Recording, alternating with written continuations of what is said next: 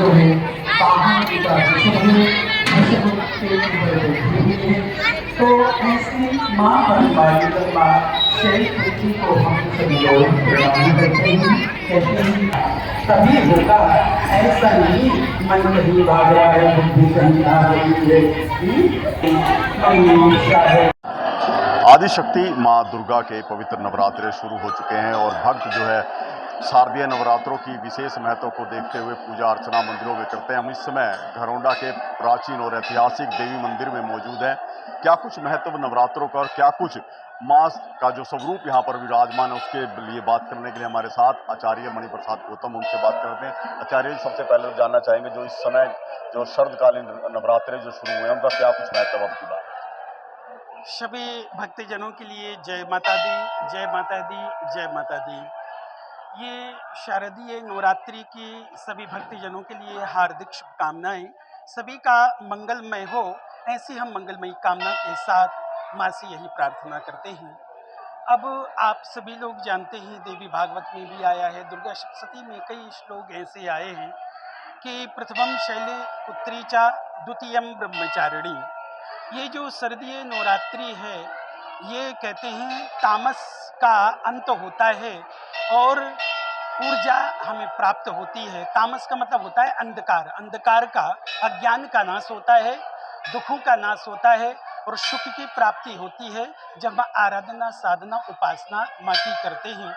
आज जो है प्रथम शैलपुत्री च अर्थात प्रथम शैलपुत्री का पूजन अर्चन बंधन होता है।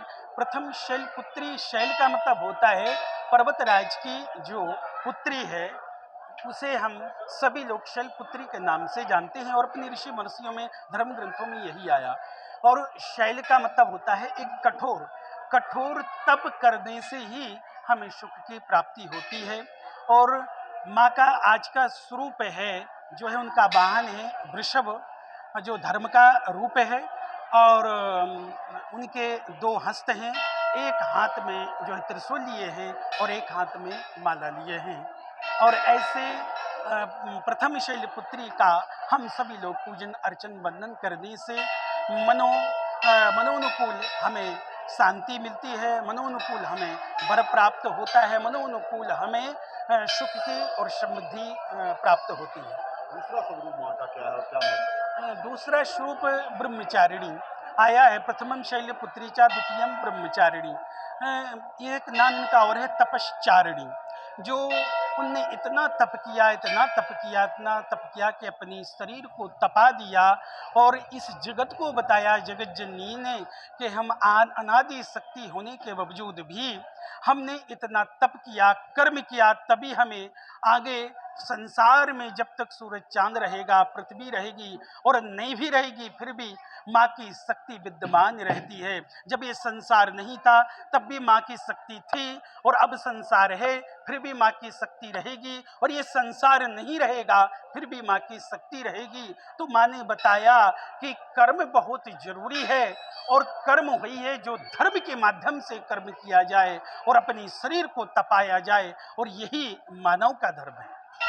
बात मंदिर के स्वरूप की करें जो बहुत मान्यता है देवी मंदिर की, किस स्वरूप में माँ विराजमान है और अलौकिकता रहती है कि नवरात्रों में एक विशेष अलौकिकता जो देखते हैं, क्या मान्यता उसकी? देखो जी, वैसे तो ये सभी लोग जो क्षेत्र के भक्त हैं, अपने घरौंडा निवासी हैं, वो इस बात को सभी लोग जानते हैं कि यहाँ तो हमारे पास शब्द नहीं है, इस सिद्धपीठ का कोई भी शब्द नहीं कि जो हम इनके बारे में बता सकें। किंतु आपने पूछा है तो अपनी इस त्रुटि वाणी से कुछ हम बोलना चाहते हैं कि बस मैं तो एक ही बात कहना चाहता हूँ कि अद्भुत शक्ति है। और दूसरी बात, ये बात आप सभी लोग जानते हैं कि माँ का आप चेहरा स्वयं देखेंगे, अलग अलग रूपों में अलग अलग चेहरा दिखाई देता है और माँ का ये प्राचीन श्री विग्रह है।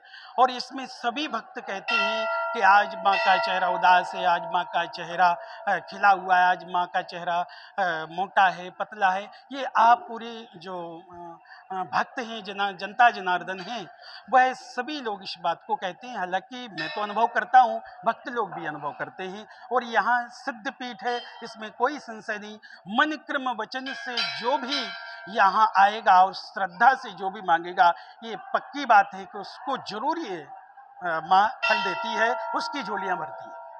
तो बिल्कुल देखिए, हम इस समय देवी मंदिर में मौजूद हैं और यहाँ ऐतिहासिक स्वरूप है माँ का, जिसके बारे में ये कहा जाता है कि नवरात्रों के 9 दिन में अलग अलग भाव माँ के चेहरे पर दिखाई देते हैं, जिसको लेकर जो श्रद्धालुओं के अंदर मान्यता है कि जो भी मनोकामना यहाँ पर मांगी जाती है वो अवश्य पूरी होती है। करनाल से महेंद्र सिंह, इंडिया न्यूज हरियाणा।